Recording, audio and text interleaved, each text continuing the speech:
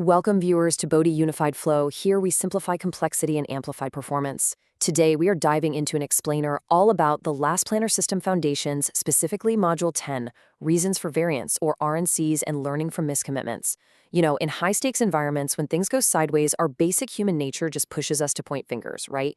We immediately ask, okay, who messed up? Well, today, we're going to learn how to completely rewire that impulse.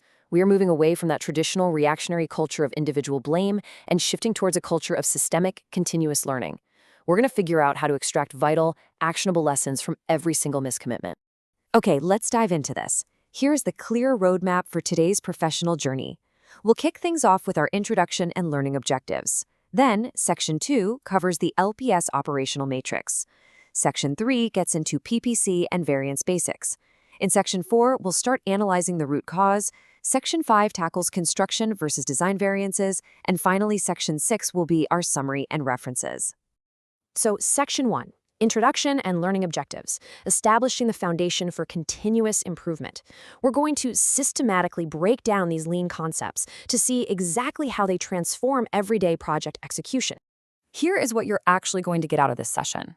By the end of this explainer, you're going to deeply understand the did phase within the broader Last Planner System framework. You'll know exactly how to calculate percent plan complete, or PPC, and why it is so uncompromising. We'll also cover how to apply practical root cause analysis to those missed commitments. But honestly, the absolute most important takeaway here, it's shifting your team's culture from individual blame to diagnostic learning. If you've ever felt that total frustration of a project is dragging behind schedule and you have no clear objective understanding of why, well, this mindset shift is absolutely crucial for you. It is a real game changer. Moving on to Section 2, the LPS operational matrix, contextualizing the system. Before we can thoroughly investigate why things go wrong, we really need to ground ourselves in the broader operational framework where these daily and weekly commitments are actually made. And this brilliantly illustrates the engine of production control within the Last Planner system. It shows us how a project systematically transitions from a top-down push right into a collaborative pull. The logic just flows through 4 distinct phases. First, we have what should be done. This is based on the master schedule and milestones. Next is what can be done. Here we're looking ahead, about 5 to 8 weeks, actively clearing roadblocks so the work actually becomes possible. Third is what will be done, where trade partners make reliable, locked-in promises for the upcoming week. But I want you to focus entirely on that highlighted bottom row, the did phase. This is our daily and weekly review cycle. Did we do what we promised? And if not, why? This right here is exactly where variance analysis and root cause learning occur. It is the critical feedback loop that powers continuous improvement across the whole shebang. Section 3, PPC and variance basics, defining the core metrics. Now that we know exactly where variance tracking lives, firmly in that did phase, let's look at the fundamental metrics teams use to actually measure it. Okay, so the primary metric for measuring planning reliability is percent plan complete, or PPC. This is your critical feedback loop for measuring the reliability of short-term promises. And remember, the ultimate goal here is identifying root causes of variability, not pointing fingers. It compares what did happen against what we promised will happen. Now here's the absolute vital rule. PPC is an all-or-nothing score. Let's say you promise to install 10 windows on Tuesday. But hey, your team only manages to install 9. Your score isn't a 90%? Nope, it's a 0. Why? Because in lean planning, there is literally no partial credit. That one missing 10th window, it might block a drywaller from starting their work in that room on Wednesday, which means the handoff entirely failed. So it's a strict binary. It's a 1 for 100% complete or a 0 for incomplete. Make sense? So what actually happens when you score that 0? Well, it triggers the next crucial step. Every single missed commitment gets immediately assigned a reason for non-compliance, or RMC. You might also hear it called a reason for variance. This is basically a standardized category used to indicate the specific source that blocked your progress. Was it a lack of materials, missing prerequisite work, bad weather? I want you to think of an RMC not as a demerit or some kind of punishment, but as a highly valuable diagnostic data point. By standardizing these categories, a project team can look back over, say, a month and clearly see that, wow, 40% of our delays are coming from prerequisite design work not being completed. Every missed task gets an RMC, acting as a guide to help us target precise, systemic improvements over time. Section 4, Analyzing the Root Cause, the Detective's Journey. So, The crucial point is, we are no longer just tracking data on a spreadsheet for management to casually glance at.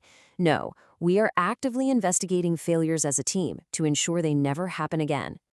I absolutely love this quote from the Lean Construction Journal, and I really want you to internalize it because it perfectly captures our goal here. Identification of a category is like giving bloodhounds the socks of a lost child. The actual source of plan failures has to be discovered by analysis. How great is that comparison? Assigning an RMC is just giving your team the initial scent. Naming the variance category is not the end of the job. It's literally just the very beginning of the investigation. Just tagging a variance as lack of materials doesn't magically solve your problem. It just tells you which direction to start sniffing to find out exactly why those materials weren't there when your team needed them.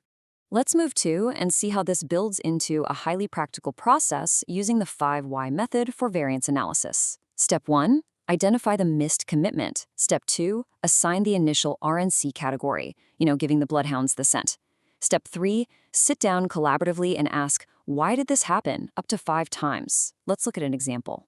Imagine a wall wasn't painted. Why was the wall not painted? Well, there was no paint on site. Why? Because the order was late. Why? Because the purchase order wasn't signed in time. Why? Because the primary approval manager was on leave, and there was no backup designated. Boom! Suddenly, we've moved completely through step 4, tracing the physical symptom, an unpainted wall, all the way down to a systemic planning failure in the back office. Finally, step 5, implement clear countermeasures. In this case, maybe creating a secondary sign-off process for when managers are on leave so this never reoccurs. This is the sheer power of the 5 Whys. It shifts the focus completely away from blaming the painter and fixes the real system issue. Section 5, Construction versus Design Variances, Tailoring the Analysis. Because the last planner system is used across very distinct phases of a project's lifecycle, the categorization of these variances really has to reflect the different operational realities of those specific phases. Now, what's really interesting about this slide is how clearly these two working environments contrast with each other, and why you absolutely need to tailor your analysis for each. Over on the construction side, physical construction follows a strict sequential physical logic. You just can't pour a concrete slab until the rebar is placed, right?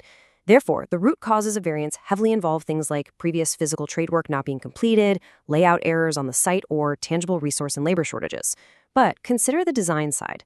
Design work isn't sequential in that same physical way.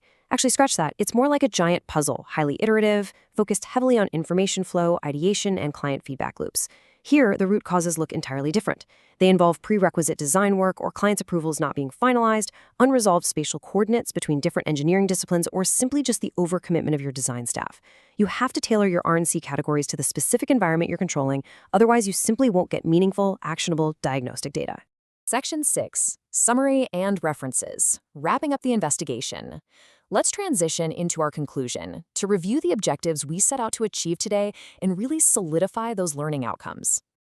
Here are our key takeaways, confirming that our learning objectives from the start were successfully met. First, we established that variance tracking operates strictly within the critical did phase of the last planner system. Second, we learned that PPC is an uncompromising all-or-nothing metric. It strictly measures 100% completion to accurately gauge planning reliability. Third, those reasons for noncompliance, they provide the crucial diagnostic scent required to begin deeper analysis. Fourth, we utilize the 5 Whys framework to collaboratively uncover deep, systemic failures instead of taking the easy way out and blaming frontline workers. And finally, we saw how root causes naturally require different categories depending on whether you're in a physical construction environment or an iterative design environment.